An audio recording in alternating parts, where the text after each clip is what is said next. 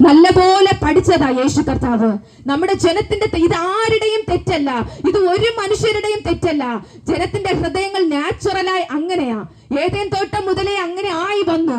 Hallelujah. അതുകൊണ്ട് മനുഷ്യരുടെ ചിന്തകൾ അങ്ങനെ ആയിരിക്കുന്നത്. ഹല്ലേലൂയ. ഒരുവൻ ക്രിസ്തുവിലായാൽ മാത്രമേ അവനൊരു പുതിയ സൃഷ്ടിയാകത്തുള്ളൂ. ക്രിസ്തുവിലായാൽ പോലും അവർ തികഞ്ഞ പരിജ്ഞാനത്തിൽ എത്തിയില്ല എങ്കിൽ അവരിൽ നിന്നും ചില വേദനകൾ നാം കേൾക്കേണ്ടി വരും. ഹല്ലേലൂയ. അങ്ങനെയാണ് എങ്കിൽ ഇന്ന് രാത്രികാലം ഇന്ന് രാത്രികാലം ഞാൻ പറയുവാൻ പോകുന്നത്, ദൈവ ശബ്ദം കേട്ട ഒരു വ്യക്തിയാണോ നിങ്ങൾ? ഹല്ലേലൂയ. ഇല്ലെങ്കിൽ ദൈവ ശബ്ദം ഇപ്പോൾ നിങ്ങൾ കേട്ടുകൊണ്ടിരിക്കുന്നവരാണോ?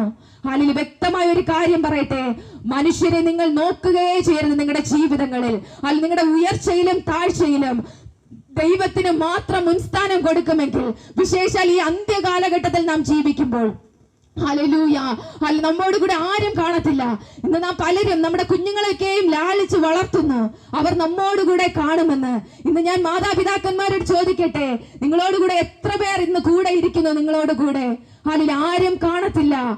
നിങ്ങളോട് കൂടെ ഹല്ലേലൂയ നിങ്ങളുടെ വേദനകൾ സഹിക്കുവാനോ, നിങ്ങളുടെ സാഹചര്യങ്ങളിൽ നിങ്ങളോട് കൂടെ ഇരിക്കുവാനോ ആരും കാണത്തില്ല.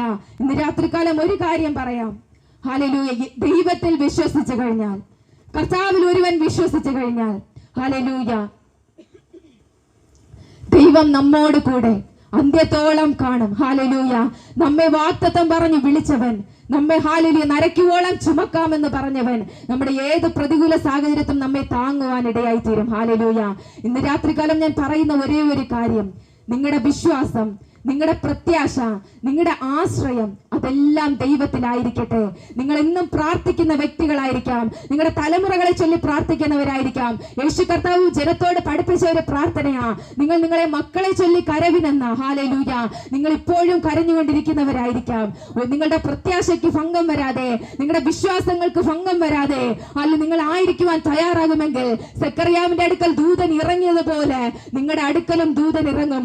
മറിയയുടെ അടുക്കൽ ദൂതൻ ഇറങ്ങിയതുപോലെ കൃപ ലഭിച്ച ചിലവരുടെ അടുക്കൽ ദൂതൻ ഇറങ്ങും. ഇടയന്മാരുടെ അടുക്കൽ ദൂതൻ ഇറങ്ങിയതുപോലെ ചില വ്യക്തികളുടെ അടുക്കൽ ദൂതൻ ഇറങ്ങും. കർത്താവിന്റെ സാന്നിധ്യം ഇറങ്ങുവാൻ വലിയവനെന്നോ ചെറിയവനെന്നോ പാവക്കാരനെന്നോ പണക്കാരനെന്നോ അഴകുള്ളവനെന്നോ അഴകില്ലാത്തവനെന്നോ സമ്പത്തുള്ളവൻ സമ്പത്തില്ലാത്തവനെന്നോ മുഖപക്ഷമേ ഇല്ല. ഹല്ലേലൂയ. ഏത് ജാതിയിലും അവനെ ഭയപ്പെട്ട് ദൈവത്തെ വിശ്വസിക്കുന്ന ഒരുവന്റെ മേൽ ഹല്ലേലൂയ ദൈവത്തിന്റെ സാന്നിധ്യം വെളിപ്പെട്ട് വരിക തന്നെ ചെയ്യും. ഹല്ലേലൂയ.